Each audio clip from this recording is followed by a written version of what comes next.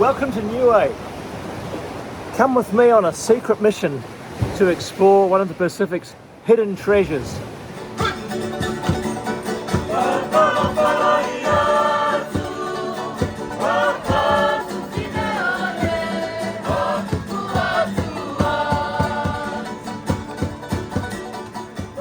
And here's a sneak preview of what's in store in this video.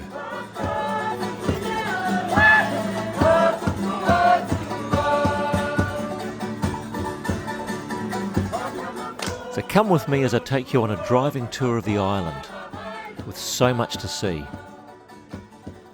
We start in Alofi and head up the west coast some 8 kilometres for our first stop, to check out some caves and a beach. Let's go!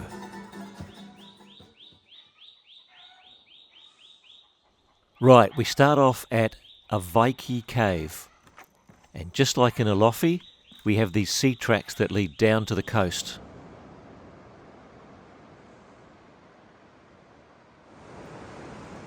A short track through a cave leads to this.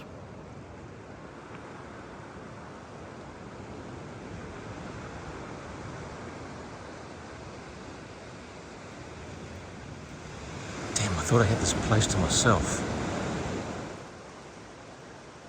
This is the site of a private bathing pool for Niuean ancestral kings, and it certainly looks royal.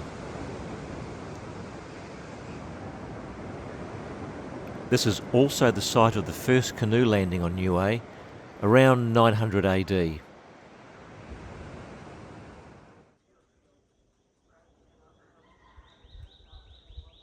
Not far away is our second cave, Palaha Cave.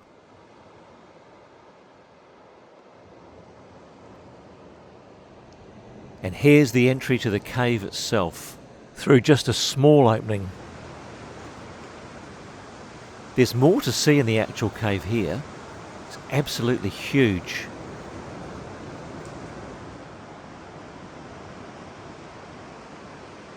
Lots of limestone formations, stalactites, stalagmites, and a great view out to the ocean.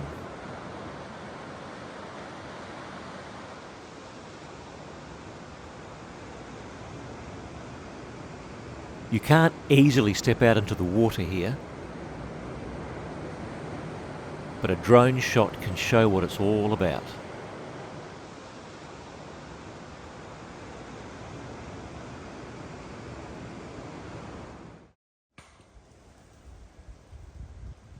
And now to the beach at Hio.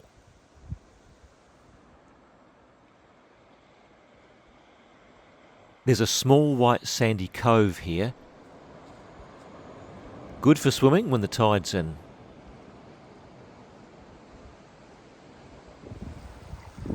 And when the tide's out, easy for the fishermen to get out onto the reef.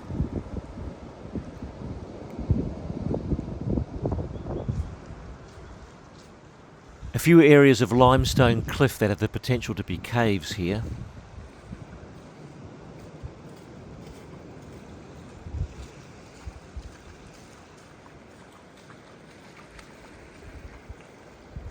Lovely.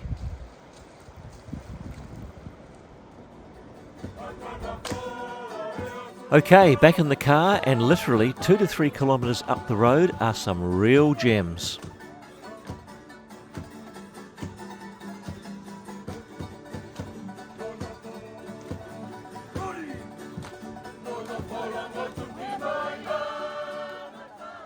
So it's off to the Limu pools, and it's only a short walk from the road here.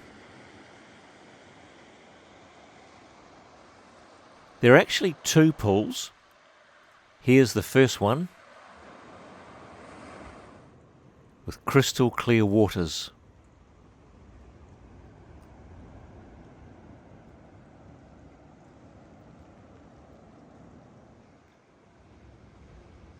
And here's the track to the second pool.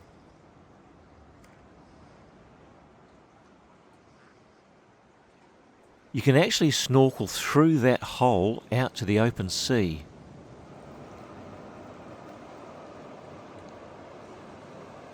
I reckon we should give it a go. Okay, about to snorkel Limu pools. Behind me, I've seen some sea snakes in there, so who knows. But with these flippers, I'll be able to get away from anybody.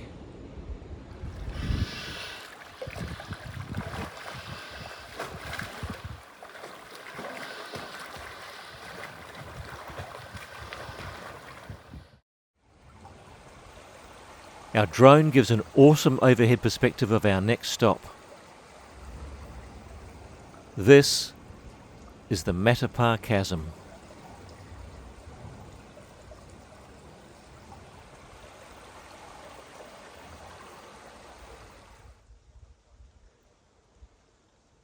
It's a 400 metre walk down from the car park to get here, and it's well worth the effort. It's another of those bathing areas of past Niuean kings. And it's also another good snorkelling spot at any tide. This spot will forever be famous for me though, as my drone took an unexpected snorkel of its own right here. R.I.P. droney.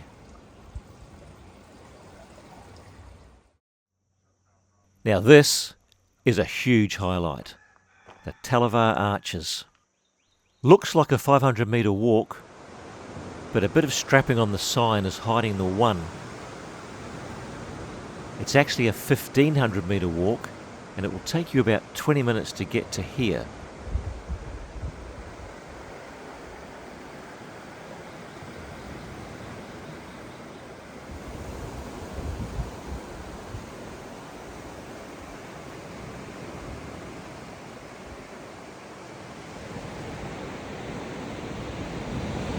Crystal clear waters, you don't even need to snorkel to see the coral.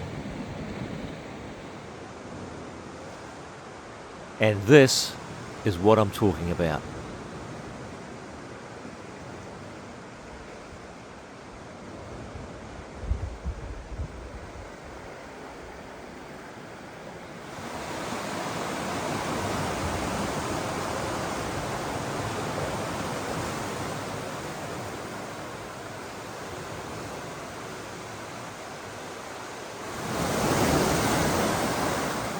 You'd have to think that at some point erosion will take over here and the arch will collapse.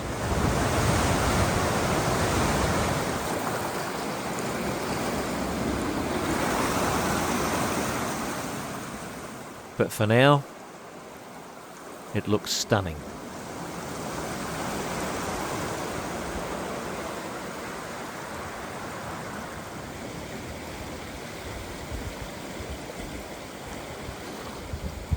I even got to meet one of the locals.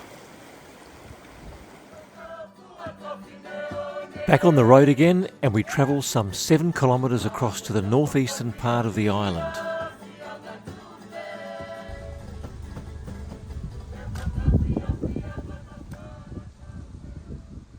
This is the village of Mutalau, the first village in Niue to completely embrace Christianity. And here's the nearby coast at Uluvehi, with a traditional vaka stored in a nearby cave.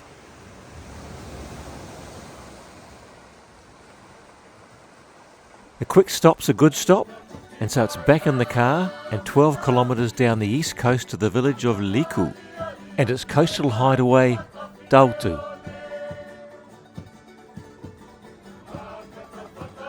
We got a bit of rain on the side of the island, but it didn't dampen spirits. And I like this drive-through. I reckon it's a good indication of what a typical Niuean village looks like.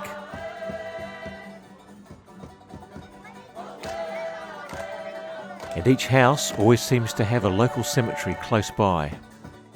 Always well tended and dignified.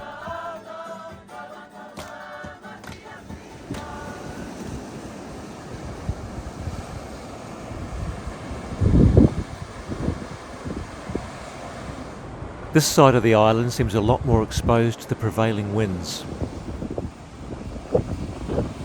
definitely a lot more windy over this side.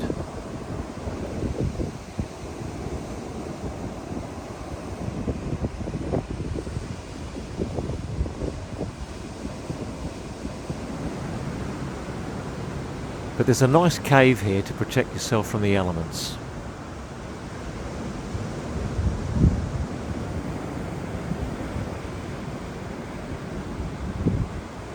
Superb.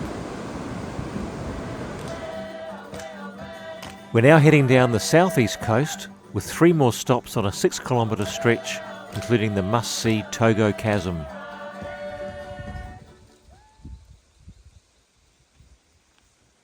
Hikulagi Sculpture Park is an interesting place. The park was established in 1996 by a small group of artists who had returned from overseas to their Pacific home. This one, Sali's Fale, was set up in memory of the Niuean High School art teacher Charles Jessup, who died in 2012.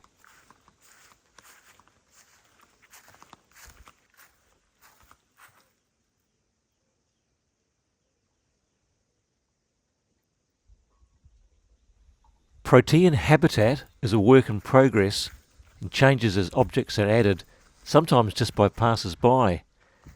Sadly, I had nothing to add.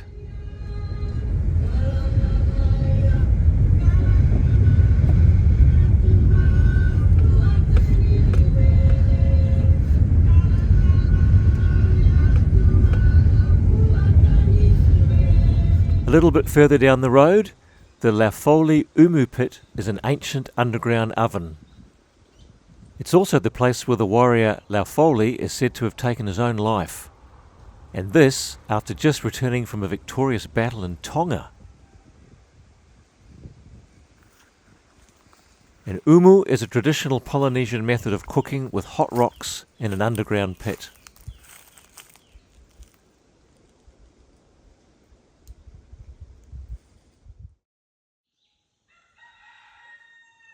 The call of the rooster welcomes us to Togo Chasm, which involves a 1-kilometre walk through the forest.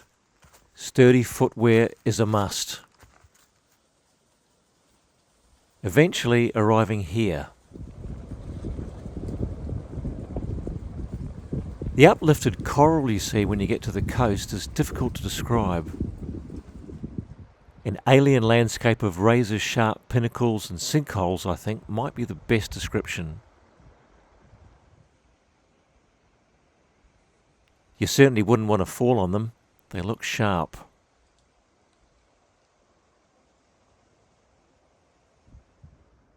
Eventually you reach this 28-rung ladder.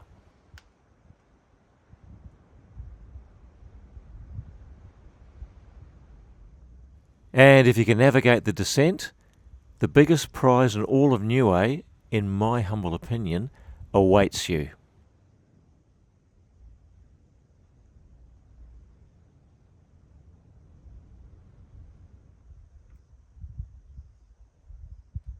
Heading up the chasm first and clambering over fallen rocks, you reach a green freshwater pool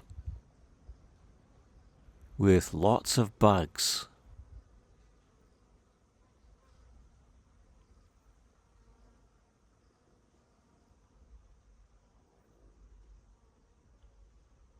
A small cave leads out to the sea.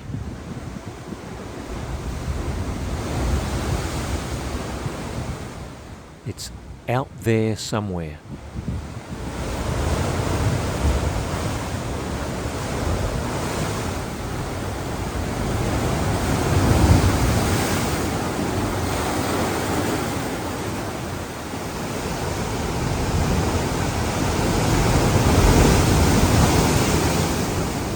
I think it's time to retreat quickly.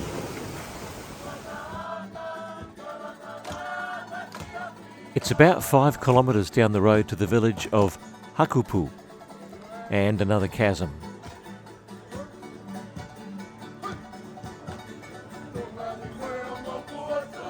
Let's take in the village of Hakupu first.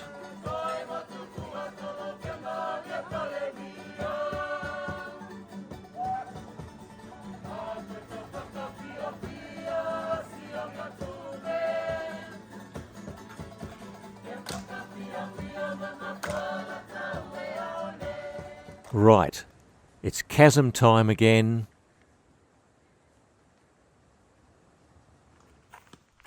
So it's about a 15-minute walk. The walk includes 155 steps to reach the freshwater pool below. It's recommended to visit here between 11 a.m. and 1 p.m, but given my driving circuit, I was here closer to 4 p.m, which means I needed a torch. And I couldn't tell if there was water approaching me, so I tested things before going further. We stop here. The second last leg is about 10 kilometres long and goes past some nice beaches and villages.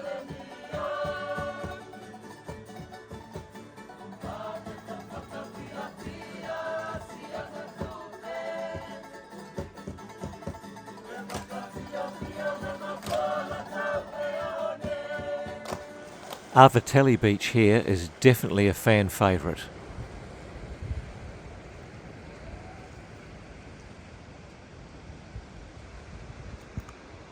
And there are lots of traditional vakas here.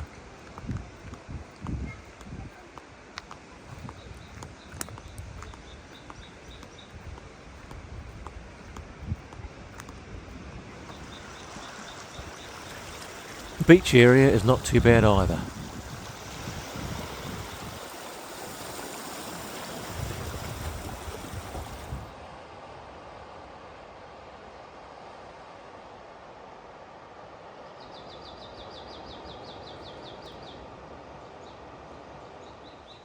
Washaway Cafe is here. It looks an amazing place with a great menu and a bar. But it's only open on a Sunday. And I wasn't here on a Sunday. So no review possible.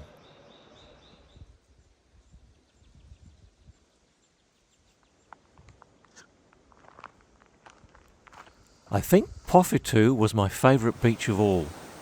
Just cop a load of this.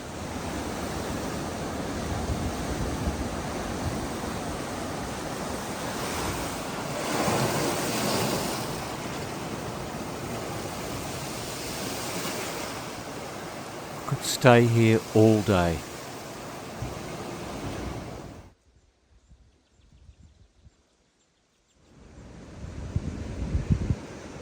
Tamakatolga Beach is not bad either. This family is certainly enjoying having this beach all to themselves.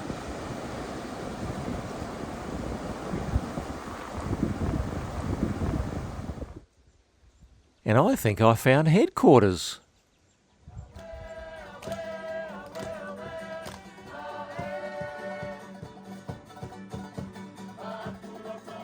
We're on to our final leg, folks. Literally just 2 to 3 kilometres down the road, we have our last 2 stops. A burial cave. This is an ancient cave which served as a burial site for Polynesian ancestors for many centuries, and human bones are visible inside. Not far down the road we see some more recent burial sites.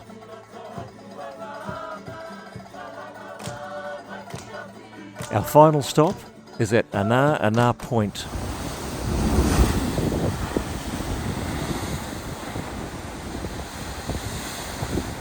A great place to come for sunsets. And it looks like one is just about to happen. We make it back just in time as we return to Alofi.